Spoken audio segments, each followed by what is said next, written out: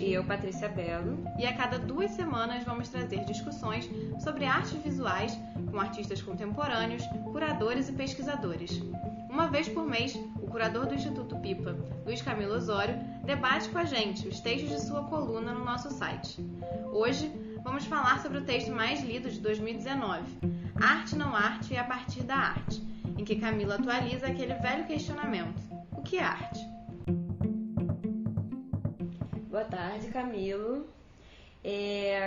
Então, para a gente poder dar esse pontapé inicial nas discussões sobre a arte, em janeiro de 2019 você escreveu o texto Arte não Arte e a partir da arte, questionando as definições que podem ou não ser dadas ao que é a arte atualmente. Apesar de ser uma discussão recorrente na arte contemporânea, né, com frequência a gente acaba se perguntando o que é arte, desde o ready-made do Duchamp, que você mesmo cita no texto, e tantos outros exemplos, né? Mas ainda que o debate seja persistente, você comenta no texto que existe uma diferença entre a discussão que temos hoje, na arte contemporânea, daquela originada pelas vanguardas no início do século XX, né?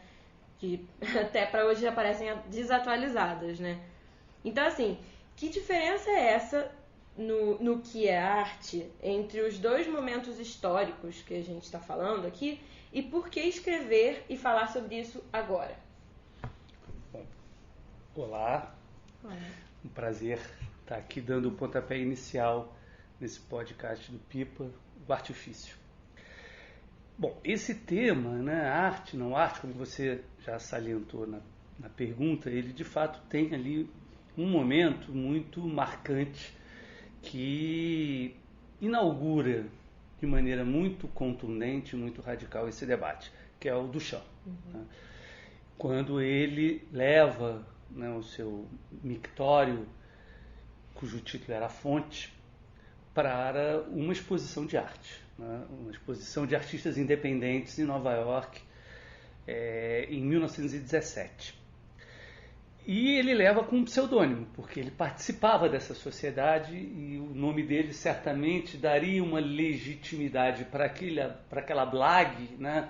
Para aquele gesto tão atípico, mas vanguardista. As vanguardas já estavam atuando, um substrato qualquer, que é o artista conhecido, pelo menos dentro desse universo, legitimando aquela piada, digamos assim. E ele dá um pseudônimo. Né? E ele dá um pseudônimo porque ele queria tirar todos os elementos, né, que dariam àquele objeto qualquer conotação artística. O artista era um desconhecido, né? O objeto é o mais banal e até talvez repugnante, né? Um objeto sanitário, sim. Né? Que a gente vê no banheiro, né? E ela não tem nenhum tipo de trabalho artístico, né?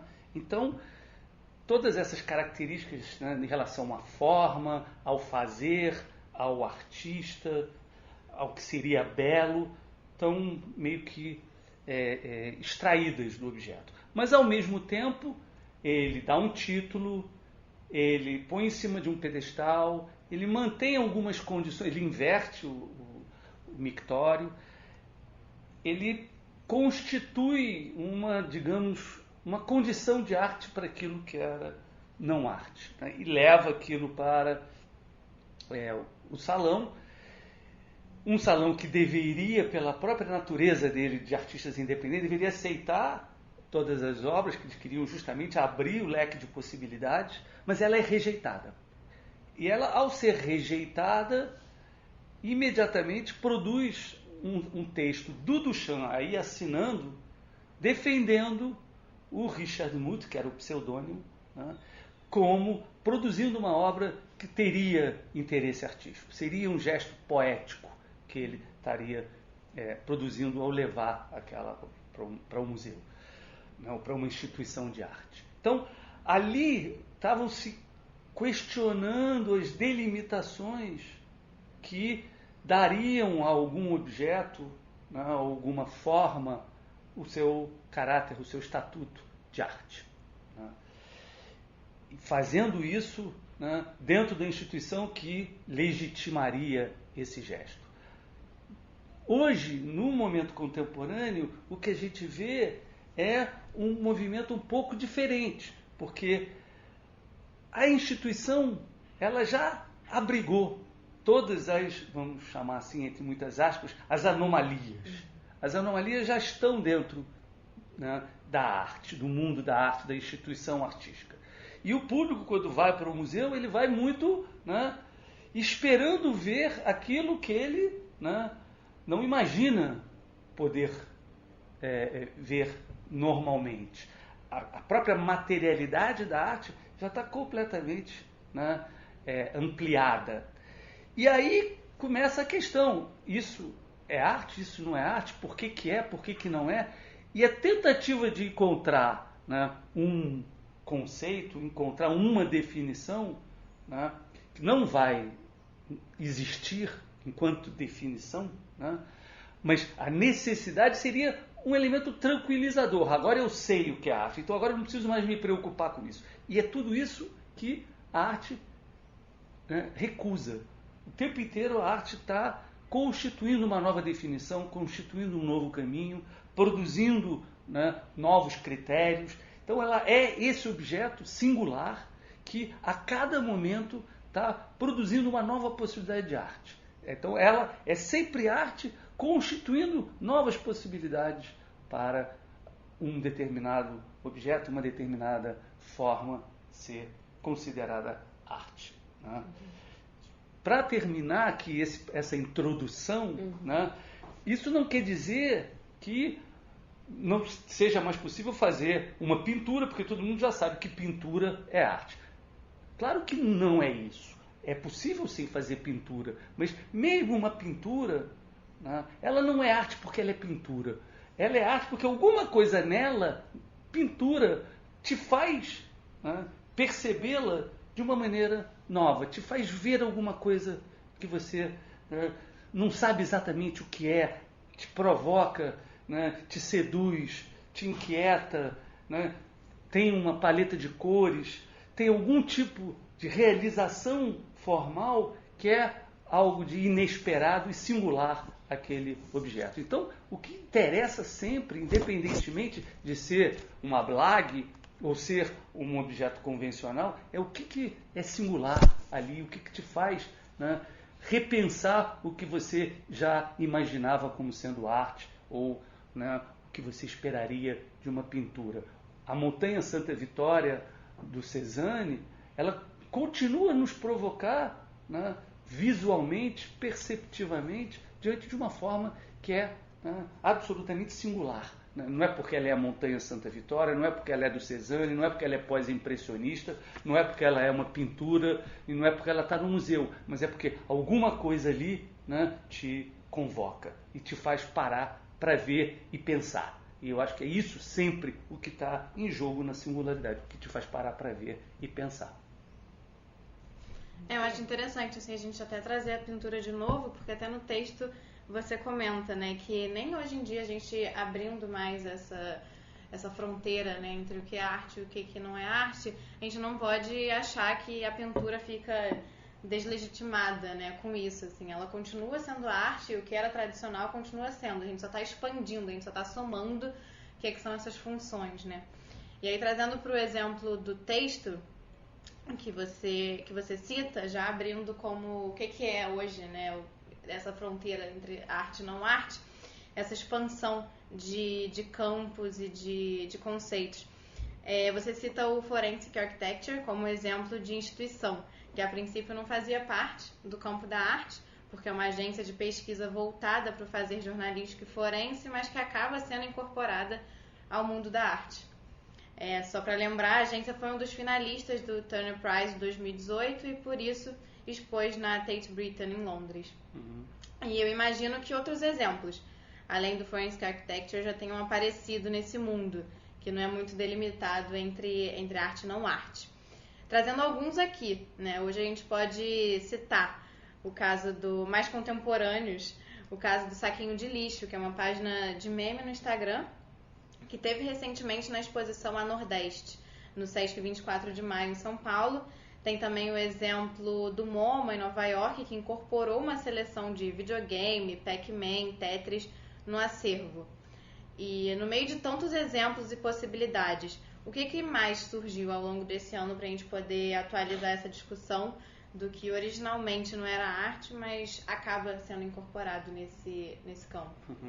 Essa é uma questão que eu acho que carrega algo também da primeira pergunta em relação à diferença Sim. com o Duchamp, né? E que o Duchamp estava querendo, de alguma maneira, né, levar para o mundo da arte possibilidades que não estavam compreendidas enquanto arte, né? Hoje, com Forensic Architecture, o que eu acho que é diferente, pelo fato das instituições artísticas, né, e do modo pelo qual, né, se constituem, né, as expectativas em relação à arte ter se alargado tanto, né, o que começa a acontecer também é a presença da não arte dentro do mundo da arte, mas que não quer virar arte, não basta ser arte, né? Ela também atua fora desse campo e ela continua a atuar fora desse campo. O Forensic Architecture participa de fóruns que discutem direito internacional, né? E participa desse debate, que é um debate de política internacional, que tem jurisprudências próprias, que tem, né, um conjunto de regras diferentes do mundo da arte, né? Mas ele atua lá com um tipo de participação, com um tipo de endereçamento, com um discurso técnico especializado que é próprio a esse universo, mas ao mesmo tempo há algo desse trabalho que diz respeito à construção de imagem, a maneira de ver, a maneira de compreender determinados acontecimentos no mundo que eles deslocam para dentro do mundo da arte, que também tem a ver, só que não com a perspectiva de um interesse forênsico, de um interesse jurídico, de uma discussão legal, né, mas para uma discussão artística, uma discussão poética, de formas de ver que ampliam o nosso contato com determinados acontecimentos na realidade. Então a arte está sempre lidando, na verdade, com a realidade e ampliando as nossas maneiras de compreender a realidade, né? Agora, o que faz isso ser arte, né, se dá dentro de uma certa situação, ali que é participado, né, de um prêmio como o Turner Prize, ou de um conjunto de exposições, ou ser constituído dentro de uma universidade, que é o Goldsmiths, que junta ali artistas, junta técnicos de software, junta pesquisadores ligados ao direito, a relações internacionais, enfim, tem um conjunto de saberes, de conhecimentos que se agregam ali e que produzem uma determinada formulação, dão um determinado formato que é diferente quando vai para a exposição do que quando vai para um tribunal. Mas é o mesmo tema, digamos assim, com dois tratamentos distintos, né? Um inserido dentro do campo da arte, né? O Goya, quando faz os desenhos dos caprichos, os diários da guerra, né? Está também tratando de uma questão que, em tese, não era artística, mas era do mundo, né, da política internacional, das invasões napoleônicas à Espanha. Mas ele desenha, tem um métier aí, desenha, os outros fazem vídeo.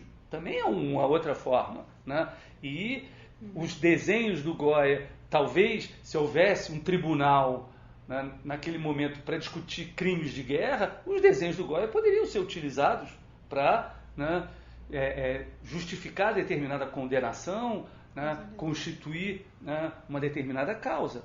E aqui o Forensic Architecture está trabalhando dentro desse outro contexto, com essa parafernália tecnológica que produz imagem e que produz um sentido de realidade, né? E é isso que eu acho que é o que interessa e que é diferente, que ele é arte quando está ali, mas não é só arte, é também outra coisa quando vai para um outro espaço, para uma outra realidade, digamos assim, institucional, e participa de um outro jogo de linguagem, que tem uma outra constituição de sentido, que tem um outro endereçamento. Então, acho que essas duas coisas não são incompatíveis. É arte e não é arte ao mesmo tempo. E é isso que é interessante. O que eu acho muito legal também nessa discussão do Forensic Architecture em específico é quando a gente pensa esse momento de fake news e manipulação de imagem muito extenso, né? Então, eles vêm olhando aquilo que está para além da imagem, para além do que já foi visto. Isso que eu acho que torna também muito mais interessante a gente olhar essa instituição dentro do museu, né? Para repensar de novo essa questão do que é hoje manipulado, onde está nessas muita imagem, uma oferta muito grande de fotografias e de coisas, e trazer exatamente isso que tenta olhar o que não foi visto ainda. Uhum. E a gente pode dizer assim que a gente perde ou ganha alguma coisa nessa discussão quando as fronteiras entre arte e não arte se dissipam? Eu acho que a gente perde uma coisa, né? A gente perde um conjunto de certezas que a gente tinha. Agora, perder essas certezas, né, ou, né, rachar ao meio, né, as certezas, é parte da função da arte, né? A arte é esse lugar, digamos assim, da desestabilização, né? É uma desestabilização não necessariamente desagradável, é uma desestabilização que intensifica o nosso estar no mundo, que não precisa estar escorado em certeza, escorado, né, no certo e no errado, na divisão clara entre o certo e o errado, mas tentando produzir outras maneiras de perceber a diferença entre o certo e o errado. Que também não é o caso, pegando o exemplo da fake news, né, de ficar produzindo mentira, né, porque você aí está, de fato, né, trabalhando para quebrar qualquer tipo de sentido. Você vai desinformando para gerar uma confusão generalizada. No caso da arte, ela não está desinformando, ela está multiplicando as possibilidades de um mesmo acontecimento ganhar outros sentidos. Então, ela trabalha dentro de uma lógica da complexidade. A arte está sempre, né, apostando na complexidade. As coisas não são preto e branco, né? Elas têm, né, outras formas de ver, mas ela quer de alguma maneira restituir sentido. Ela não quer produzir o não sentido, ela não quer produzir a desinformação, ela não quer produzir a mentira, né? Ela quer tornar a verdade mais intensa, tornar a verdade mais variada, tornar a verdade mais complexa do que o senso comum, de um modo geral, aponta, né? Então, eu acho que esse é um ponto importante. E ela, né, nesse combate com as certezas, né, ela nos torna mais ricos, né? E tem uma frase do Paul Valéry, que é um poeta francês, que eu acho muito interessante, em que ele faz um jogo de palavras com Descartes, né, que, de certa maneira, na filosofia é aquele que faz uma relação entre verdade e certeza, né? Ele estava num mundo que estava de pernas para o ar, ele tinha que, né, dar conta disso, né? Então ele quer encontrar alguma certeza, né? E a certeza dele é que ele, enquanto sujeito que pensa, existe, né? Então ele fala, eu penso, logo existo, né? Diante de um mundo que está todo ele de pernas para o ar, é uma dúvida hiperbólica, generalizada, eu penso, logo existo. Então, o existir é uma certeza. E o Paul Valéry fala, eu penso, logo hesito, né? Não existo, hesito. E a hesitação é parte da complexidade, é parte dessa desestabilização das certezas. O que não quer dizer que não tenha verdade, mas ela não é tão cristalina, né, e indubitável, né? Então, acho que essa é uma chave para entender o modo como a arte, ao combater às certezas, ao querer a definição que vai me dar algum tipo de conforto em saber o que é arte e o que não é, né? Ela não quer isso, mas ela quer te colocar, né, a que você responda isso na sua experiência, né, no seu modo de estar lidando com aquilo, ser convocado por aquelas obras, né, por aquele registro, por aquele repertório, né, por aquela história. E é assim que você vai formar o seu juízo. E é assim que você vai formar o seu museu imaginário, que está sempre sendo recomposto, né, a cada exposição interessante, né, que mexa com você, que você vai ver. Eu achei muito interessante isso que você falou sobre a gente perder a certeza com certeza. Eu achei ótimo isso. Porque realmente, né, antes a gente tinha alguém que falava assim, tá, isso é e isso não é.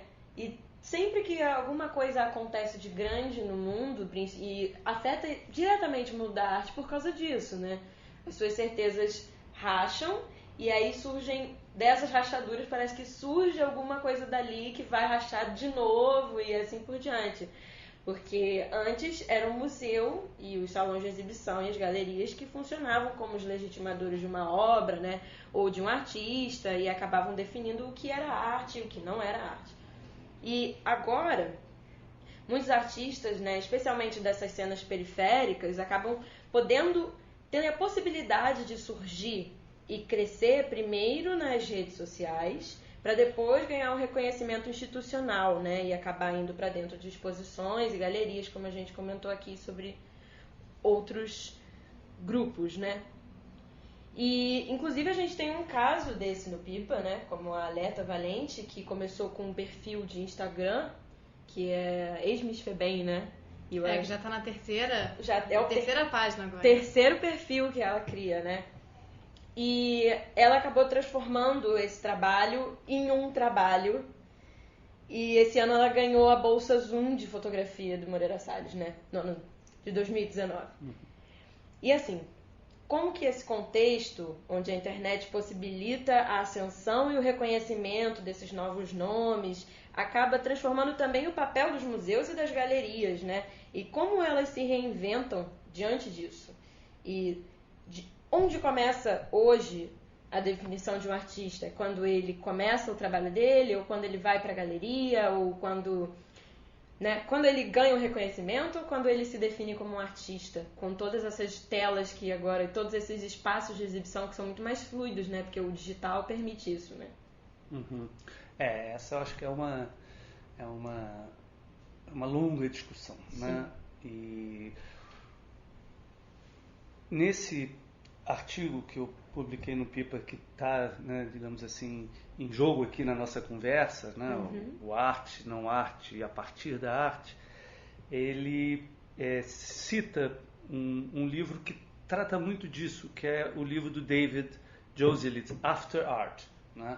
E o a partir da arte vem do after art. Em vez de botar o depois da arte, eu preferi botar o a partir da arte, né? E ele tem essa questão, né, de você ter hoje, né, vários canais de circulação, né, de imagem que passam à margem do mundo da arte, né? E passa à margem, mas tangencia muitas vezes, né?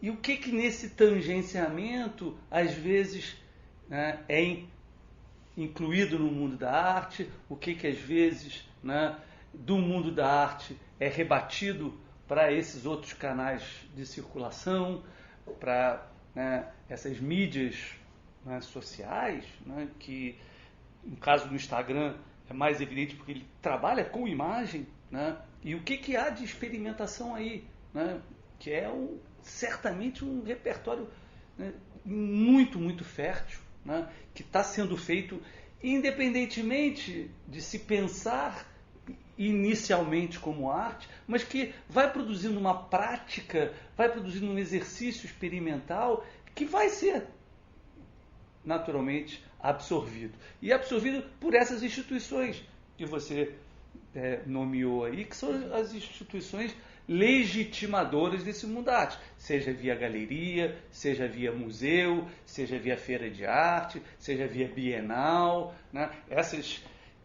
instituições, elas estão sempre trabalhando hoje nesse limite de incluir formatos, práticas, linguagens que não necessariamente foram inicialmente pensadas como arte, mas que trabalham com um repertório que dialoga muito com o repertório da arte, né? Principalmente esse repertório de imagens, né?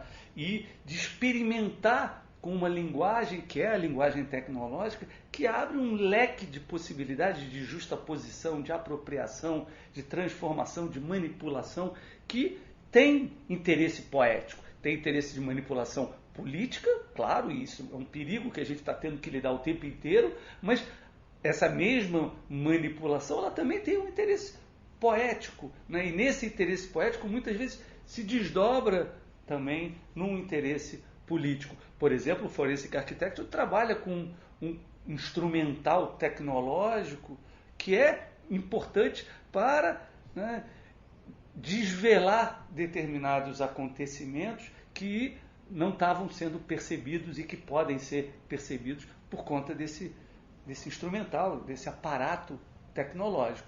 Então, digamos, o veneno e o remédio estão muito juntos, né? Que é a manipulação da imagem e a circulação da imagem de uma maneira desenfreada, né? E vai ser sempre, né, uma questão como determinadas coisas que não foram feitas como arte entram, participam do universo da arte, né?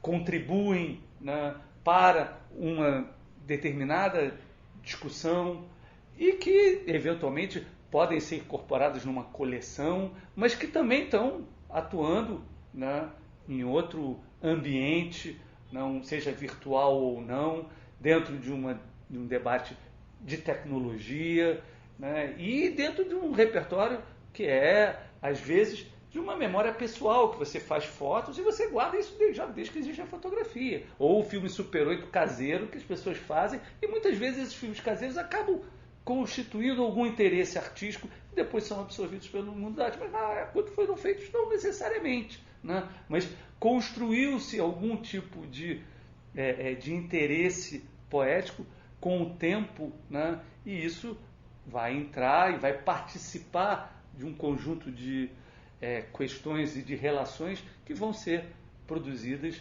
por esse museu, por essa coleção, pelas curadorias que forem feitas, que é um outro elemento importante para ir dando sentido, né? Mas isso vai sendo depurado também com o tempo. As coleções são sempre depuradas com o tempo, entram coisas que continuam a ser expostas, vão ganhando, digamos assim, maturidade semântica, e outras que vão se diluindo, né, e que vão sendo naturalmente esquecidas, né, e não mostradas, e vão perdendo, né, relevância, né?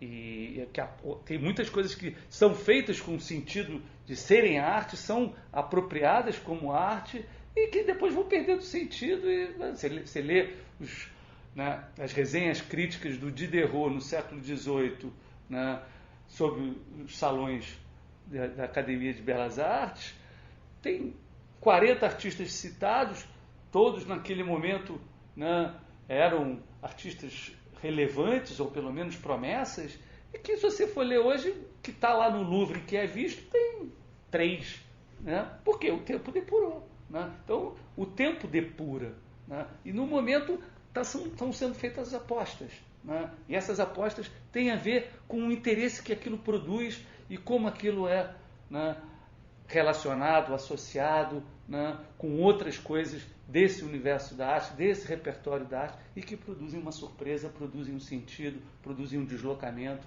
que é o que vai ampliando as possibilidades de sentido. Muito bom, Camilo. Que arte é sempre uma discussão polêmica, né? Eu acho que não existe nenhuma resposta totalmente correta, muito menos uma resposta permanente, para a gente poder delimitar. Tem um filósofo americano, que até é um filósofo que eu não tenho grande intimidade com a obra dele, mas que ele tem uma frase que eu acho muito interessante, que é o Nelson Goodman, filósofo meados do século XX, em que ele desloca a pergunta o que é arte para quando é arte. E eu acho que esse quando é arte é que tem que ser trabalhado, né? E é ela que se revela em ato numa determinada experiência com uma obra que você não imaginava poder ser arte e que se torna arte quando aparece num determinado contexto, numa determinada situação, né? Então acho que essa pergunta que disparou aqui toda a nossa conversa nesse primeiro podcast, o que é arte, eu acho que ela tem que ser recolocada de outra maneira. Quando é arte? É mais interessante. Então a gente deixa aberta, né, essas perguntas, a gente pode entrar com outros questionamentos, com outros tópicos nos próximos episódios. Agradeço muito a participação. A gente se encontra para discutir o próximo texto. É um grande prazer estrearmos esse podcast com a sua presença e agradecer. Muito obrigada. O prazer foi todo meu. Você encontra este e outros textos do Camilo no nosso site www.premiopipa.com, pesquisando a coluna do Luiz Camilo Osório. Obrigada e até a próxima!